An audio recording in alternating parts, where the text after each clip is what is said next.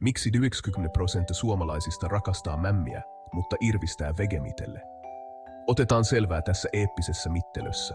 Kuvittele vegemeat, Australian musta kulta.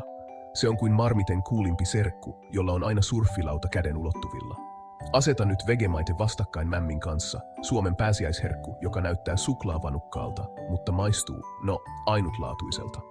Vegemiten ystävät väittävät sen olevan paras aamiaislevite. Vain pieni sipaisu paahtoleipään ja makuhermosi tanssivat.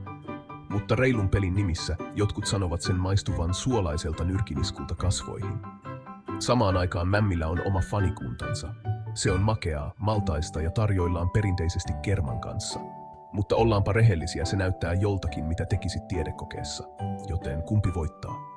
Vegemite rohkean ja räväkän makunsa ansiosta vai mämmi makean ja omalaatuisen viehätyksensä vuoksi? Miksi et kokeilisi molempia ja päättäisi itse? Jaa niitä ystävien ja perheen kanssa tänään. He rakastavat sinua sen takia. Tai ehkä eivät.